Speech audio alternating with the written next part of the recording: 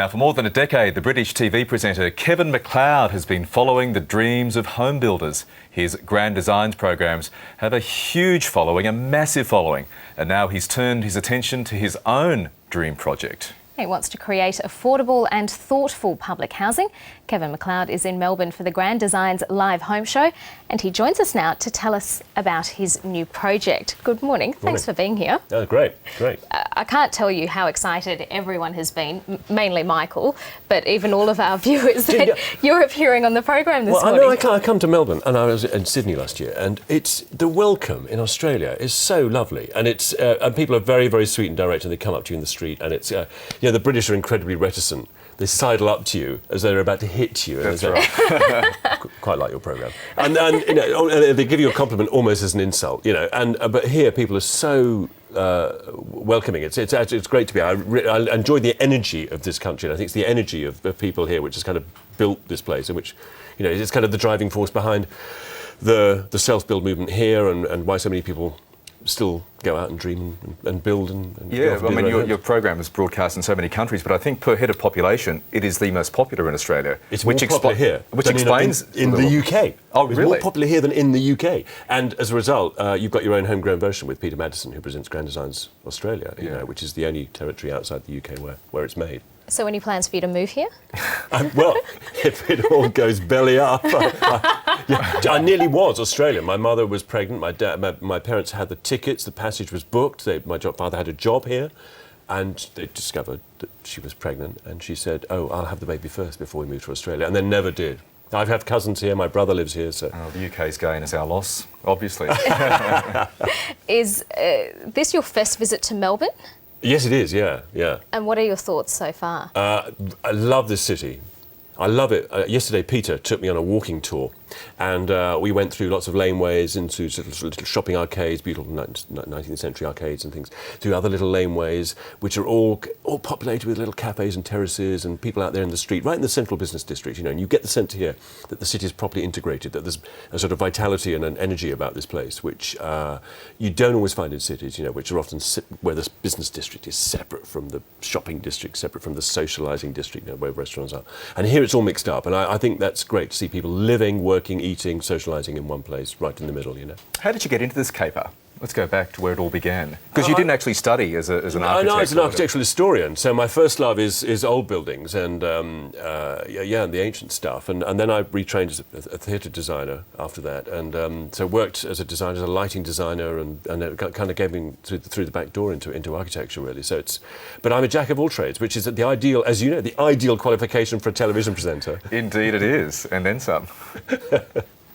So how long does it take to make an episode of Grand Designs? It takes anything between a year and 5. I think the longest we've spent is 5 years on a programme, and it's the same here in Australia. I mean, Peter's I think he's making 40 at the the I don't know how 40, he's doing. 40. He's putting you to shame. And he's got to get around. Absolutely. I mean, I've got 20, 25 on, and in a tiny little country where I can get from one to the other in just a matter of a few hours. Whereas he's zooming around this entire continent all the time. I think that's really, really exciting. I'd be worried if I was you. He might be wanting to knock you off as the Why am I here? Why not? I'm on his tails, man. What's been your most memorable renovation for the show? I think the most memorable for me still is Ben Law in the Woods, who built his house out of the forest that he grew. He was a charcoal maker, and it was a great film because nothing went wrong. The most severe threat was the fact that winter is coming in 2 months' time.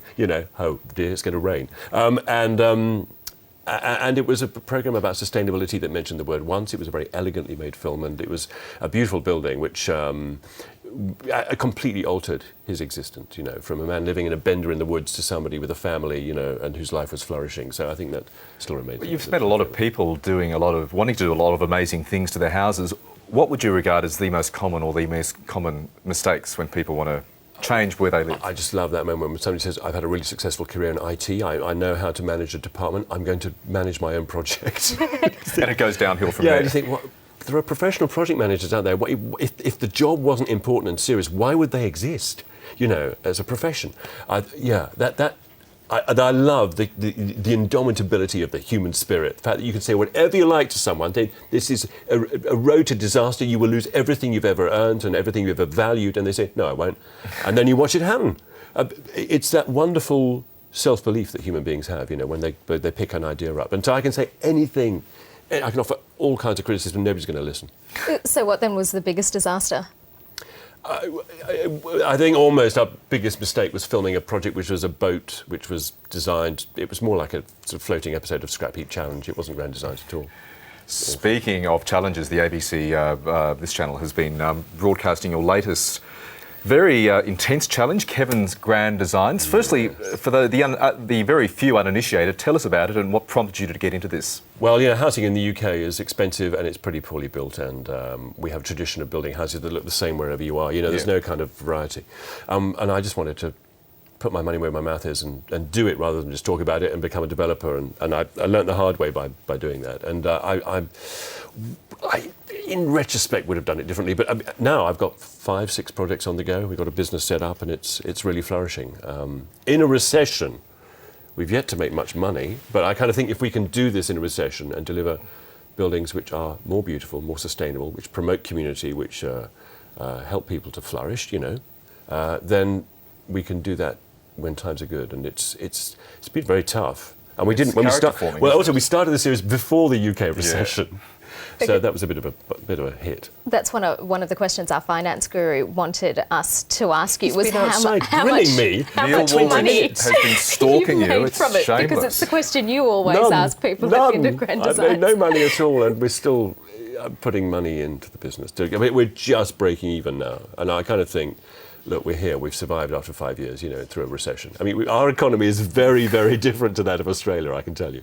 Because there have been some problems at the Swindon site. A few of the residents there have complained that some of the things haven't been built to standard. We had a contract with a construction company through a design and build contract, which basically means that they took complete control of the site and delivered the finished buildings, and there were some construction quality issues, which we've now, a year on, we've now been able to remediate.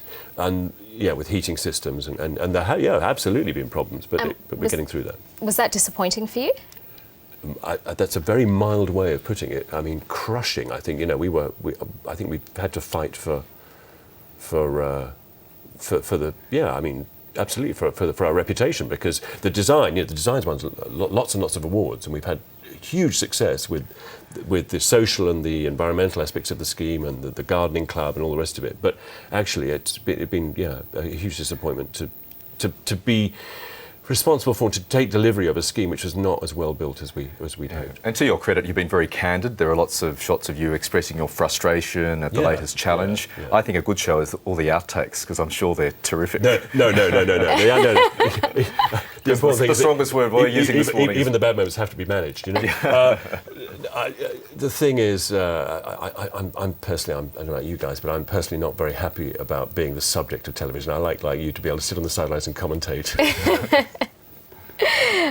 How is the housing sector holding up in the UK now? It's pretty grim. I mean, we've had a couple of big companies go. We've had lots of medium to small companies go, and it's in turmoil. The government's had to step in, start injecting money into the housing industry, and actually, it's even hard to see whether or not that's beginning to work.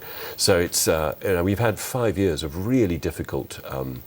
A really difficult economy, which has been focused almost entirely on the housing sector. That's kind of almost where it started, And as a result, it's a very difficult sector to be working in. But I kind of think if we can do it now, we can do it anytime. Yeah. What's impressed you about the architecture that you've seen in Australia so far, and what do you make of some of the houses that you've seen here? No, I mean, the point about this country is its amazing diversity, its amazing climate, and consequently, the housing types differ enormously to where you are. What I love, particularly in, for example, the architecture of people like Glenn Murcutt, great Australian architect, a great ambassador for Australian architecture, is the love of the traditional, the sheds, the tin roofs, the kind of the more modest buildings, which now are kind of being translated into much larger projects, and there is. I also love the mix here. You do stuff which in the UK we just couldn't get away with. You slide a kind of giant green piece of jelly in between a 1860s bluestone house and a 1920s cinema, and it's like, how could you get away with that? How could you get away with sticking a great green brain on top of a building? In a historic area, but. in a way, I love the vitality of that, and that you're not afraid to look forward. In Britain, we're obsessed by looking backwards. Yeah, and Australia's a big country, and there's a predilection for people to go big. The so-called McMansions, building a house with only a centimetre between the house and the back fence. Big isn't necessarily beautiful, is it? That's something you've